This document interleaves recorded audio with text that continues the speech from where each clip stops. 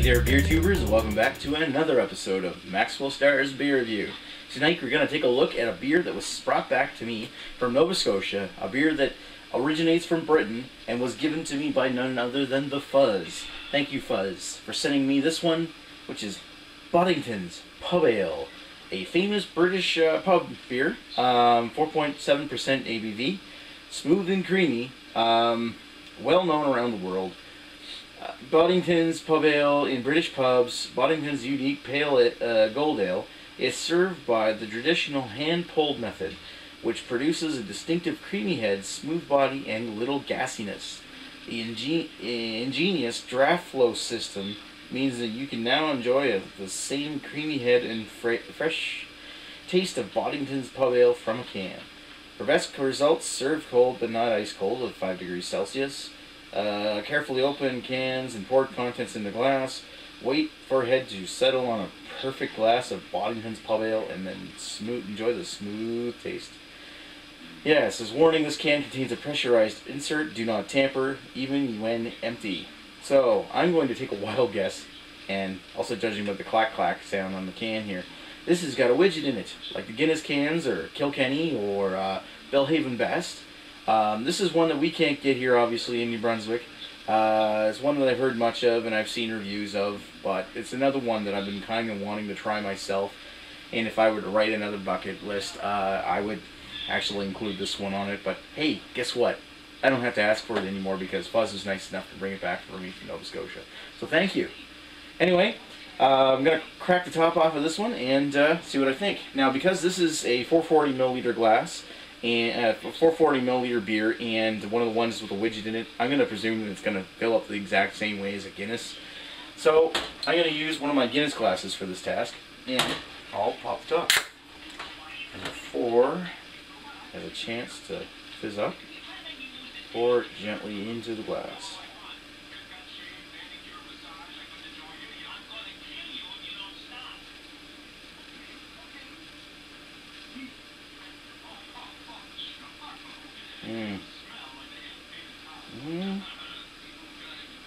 Right to the rim, and there's still a little bit in there. Whoa, that's very watery. That doesn't perfectly fit the glass. I've got to be very, very careful with this.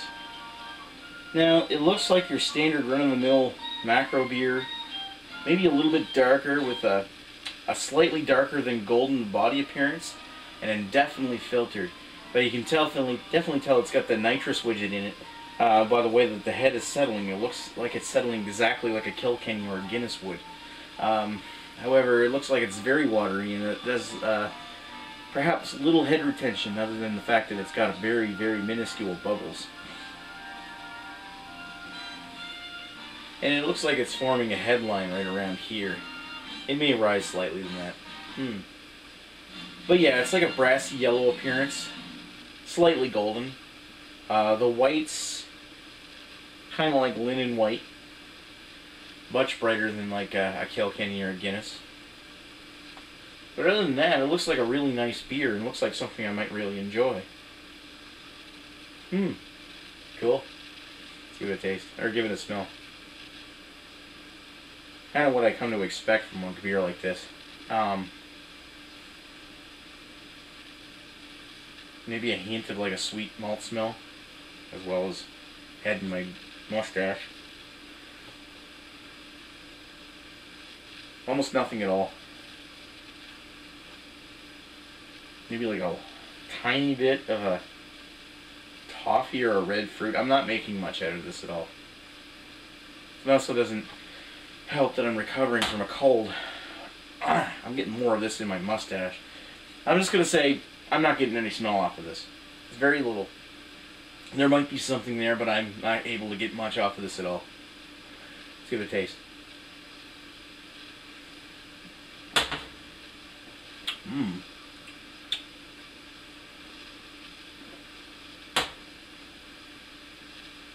Very light and smooth.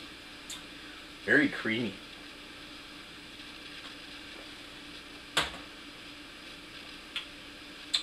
I will say I love the widgety beers. I know they're a little gimmicky, but the way they make the beer taste so damn smooth, is absolutely wonderful. If you're thinking about the smoothness of the beer, I kind of like this as the feel of a beer better than the way Guinness feels, like Guinness draft, as well as Kilkenny. This goes down so easy.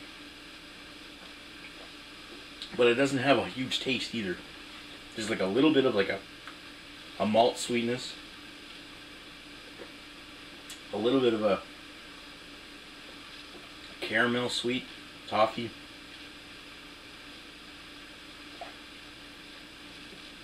But other than that, it's a very watery beer.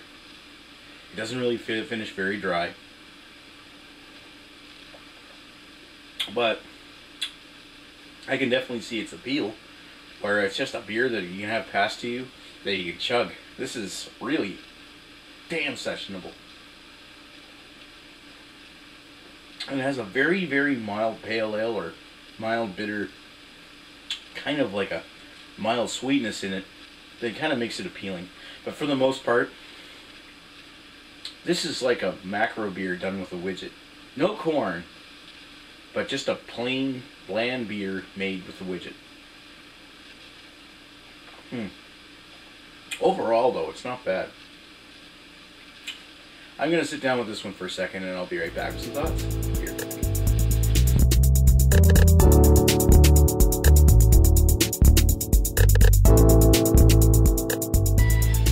And I'm back with Boddington's Pub Ale. So, what did I think? Well, you know, being this is one of those few beers that actually has a picture of a bee on the front of the can, I'm almost thinking now, kind of like subliminally, that there must be like a taste of honey in this. Truthfully, it's more like a sweet malt, mild sweet malt flavor in there.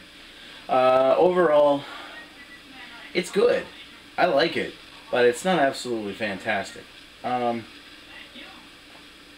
Very light and smooth, easily to drink, easy to session, very watery.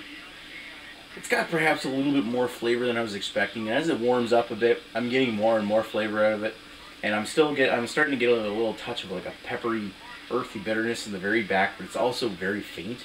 However, it does linger a little bit, and you get this nice, refreshing, like a nice feeling of a bitter beer in the back. But to be totally honest, it's not like it stands out and sticks out quite well, and it's not like it hits you with a load of flavor. It's more one that you can sit down and drink quite a few of. Now, if you're to compare this to other beers that are intended to be sessionable, like beers from North America like Budweiser or Coors or things that are supposed to be drank like this thing blows them out of the stinking water. If I were to compare this to anything local, I think even Moosehead's Pale Ale would be similar to this, except for Moosehead's Pale Ale doesn't have that much, doesn't have the smoothness that this one has. This one's got a lot of it. And perhaps maybe I still prefer Moosehead Pale Ale over this, but that's just me because of personal preference. I think Moosehead had more like a copper coiny taste though than earthy. But irregardless, this is one I do approve of. Although I gotta say, brace for impact, it's not gonna be that great of like a standout beer if you're a craft beer drinker and you're looking for something that's going to blow your socks off, because this is one that everybody can enjoy. This is a beer that all of you beer drinkers out there probably enjoy as a whole as a beer, because it's not offensive, it's actually quite easy to drink and quite smooth, and you probably thoroughly enjoy this as a complete package, because it's great in that sense. For me though, I think I can't give it any more than a 3 out of 5. I mean, I like it. It's not blowing my socks off or anything. And if I had a chance to buy this again, I'd probably buy Belhaven Best, to be totally honest. But this is one I would definitely drink again. Especially if I were handed it. And not only that, I'd probably go out of my way and find this again, if I could, because I love widget beers. But that's my little guilty pleasure. As a sense, though, there's probably a lot of other beers that I can think of that are much better. You know, for example, Hobgoblin. Anyway, that's my take on Boddington's Pub Ale. Thank you guys for watching, and thanks to the Fuzz for bringing this can back for me. Really thankful to him. Truly, truly good friend of mine. Thanks for everybody for watching, and I'll talk to you guys later. Cheers.